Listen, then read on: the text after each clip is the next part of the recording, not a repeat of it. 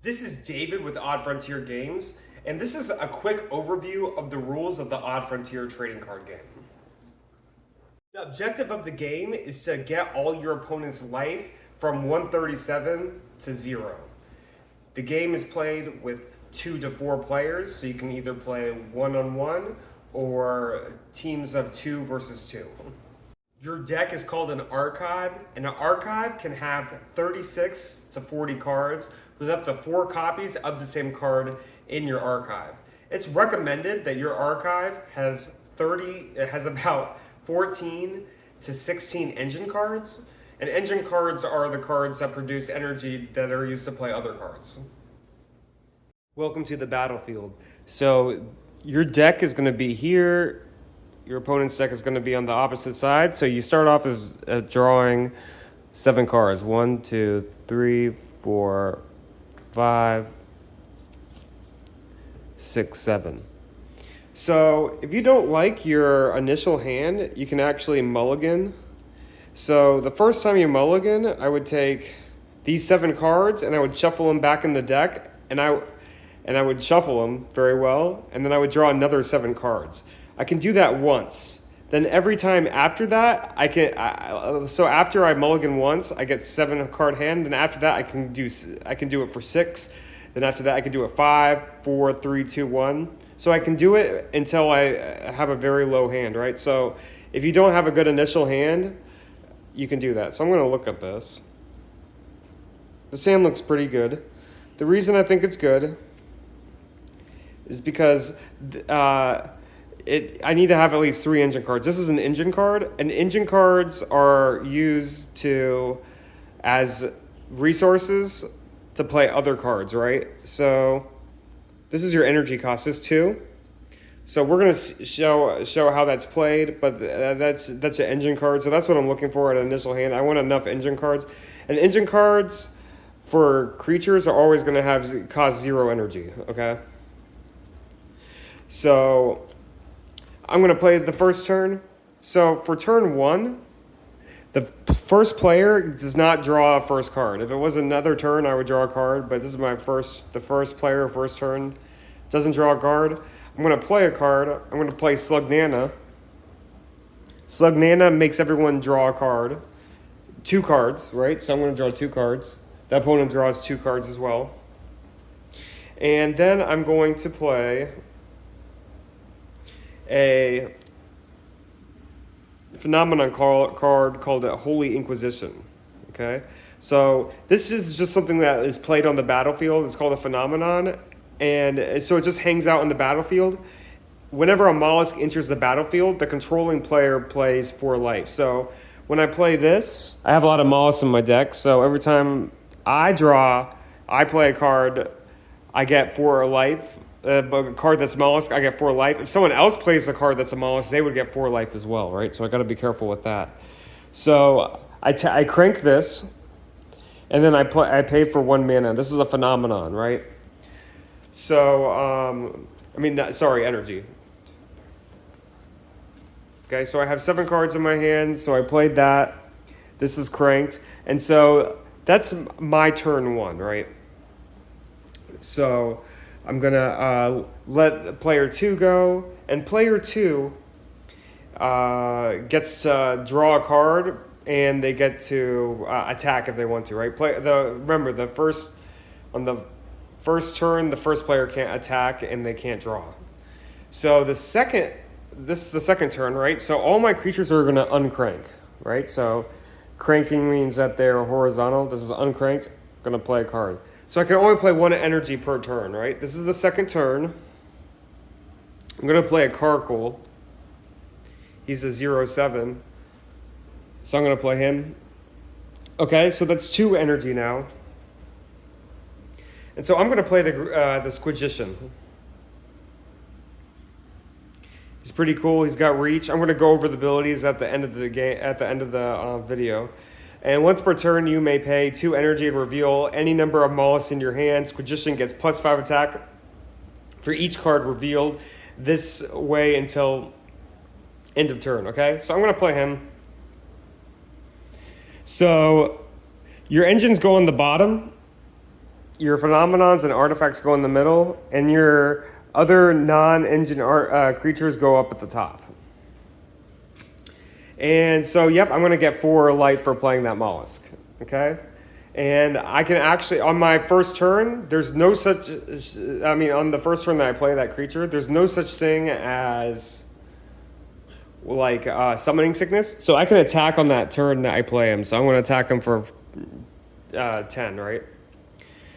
So that's the basics of how a game would work, right? I'm going to play one more turn, and then I'm going to go into in-depth how battling works.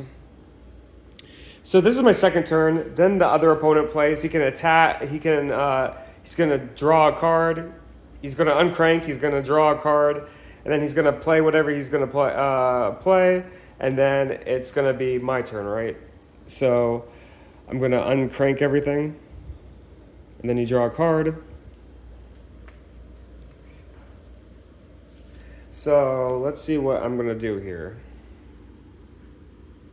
So I'm going to play another Carkle because I don't really want to draw another card. I have a lot of cards anyway. And I don't want that to make the opponent draw a lot of cards. So that's 3. So I'm going to play the Grand Squigician. The Grand Squigician is a special card. It's called an Ultra Creature, actually. And Ultra Creatures have like a weird thing that it says.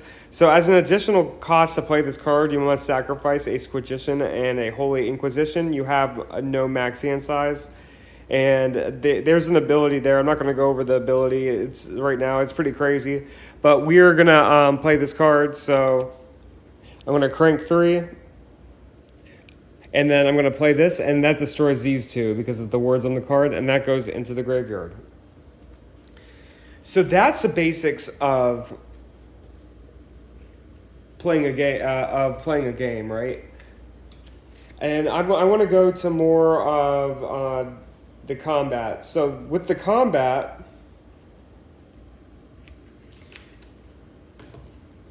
we're going to look at this card. This is Vampy-Squid. So Vampy-Squid, there's like a very faint thing that says attack and defense. The defense is behind a little bit, but I like to put it in there just so it reminds people that the left is attack and the 8 is defense. So when a creature attacks, so when you attack, you are attacking the player. You're not attacking the creature, right? And so if it's my turn, I'm attacking the other player. I choose the player that I'm attacking. And that player has an opportunity to block this guy with other creatures. He can choose as many creatures as he wants to block this card right here, right? So the reason I'm doing this is that the attack. So when a creature is attacking, it deals 10 damage, right? So if I'm being blocked by multiple creatures, this creature I can choose which out of all the creatures that are blocking this guy, I can choose how much of the 10 damage is dispersed to each creature. So I can decide how this 10 damage is dispersed. So what happens is if there's another creature, this creature is going to deal 10 damage to that creature, and then that creature is going to deal damage to this 8 health here, right? And so if any creatures reach 0 defense, which is the same as health, then that creature dies, right? All the creatures regenerate their health at the end of the turn. It goes back to the full health. So that's basically how it works. And there's a special ability that can be used to attack first. It's called First Assault. And so if you have that ability, you can actually strike first without having any damage done to you. Okay? So that's the basics of combat right there. So we're going to break open the Odd Frontier Ultimate Guide. You can download this at oddfrontier.com yourself, so you can get this. So this is the terminology. So these are the different abilities. You see this on the top of the creature card in the description. So airborne means that the creature can only be blocked by other creatures with airborne or reach. So like, so if you can't be blocked, right? It's pretty self-explanatory, but it's kind of confusing. So, if someone has something with airborne and you don't have anything with airborne or reach, they're going to be able to attack you without, you being able to block.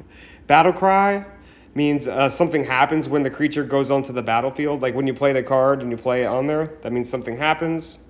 First assault, the creature does combat damage before normal damage is calculated, which means it may kill an opponent before it can retaliate with its own attack.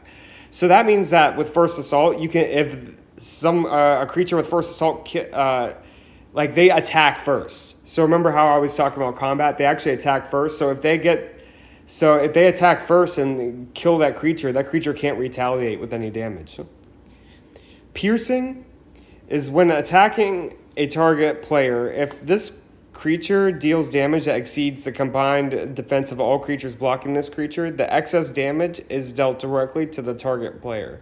So that's just a fancy way of saying that if I have 30 attack and that the defending creature has 20 defense, if I attack, 20 of that damage will go to that creature, and then 10 of it will trickle over and pierce through it to hit the player. Reach, this creature can block as though it had airborne, right? So it's not the same thing as reach. It's not as good as airborne, but it can block creatures with airborne. So it's a defense against airborne. And the last ability is relentless, and creature does not crank when it attacks. So usually when your creature attacks, it leaves it. You attack, and then you have to crank it. So when your creature is cranked, you cannot block, right? So what relentless does, it means there's no reason not to attack. You can attack, and then your creature won't crank, and then you can block as well with that creature the next turn. This is some of the mechanic terminology. A player's deck is comprised of 36 to 40 cards. It's also called an archive. This card, banished means this card is removed from the game and put into the banished zone face up. The battlefield is a game space where cards are played and laid down to become permanents. Control refers to who played the card and to who owns the card in-game. Discard, when a card is taken from a player's hand directly into the appropriate graveyard. Graveyard is where discarded cards and dead creatures go. All cards go in the graveyard face up. A permanent is any card that's placed on the battlefield. A magic type card cannot be a permanent. And wound is directly to damage a player's life directly, so you don't have to go through the creatures. We're going to go through the turn order really quick. This is the turn order. So you have the reset phase where you uncrank all your permanents, you draw a card, and you can play at any time. Basically, you can play magic or a card abilities from creatures. So in the reset phase, you can do that. Second is your basically your regular turn phase. You can play one engine card, or you can only play one engine card per turn. You can play any abilities and stuff and do whatever. Third is the combat, and then the fourth, you can do something after you do the combat as well, and then you reset and you go to the beginning. And this is the card anatomy. Basically, this is what your card shows. Again, this ultimate guide is available online. And last but not least, we're going to go... Well, I got one thing after this. These are the different card types. Engine cards are... Only one engine may be played per turn. Engines may be cranked to add one energy to your energy pool. Creatures have attack and defense, which they use in combat. All creatures have a subtype like Arthropod or Mollusk. Artifacts are items made by the hands of men. They stay on the battlefield once played. Phenomenon are basically the same thing, but they're magical entities. It's just a different classification. And magic cards are played instantly on either player's turn and placed in the queue.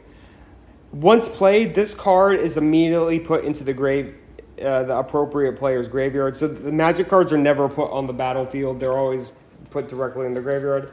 Well, that's the game of Odd Frontier. You can get the ultimate guide on the website. Let's get playing, baby.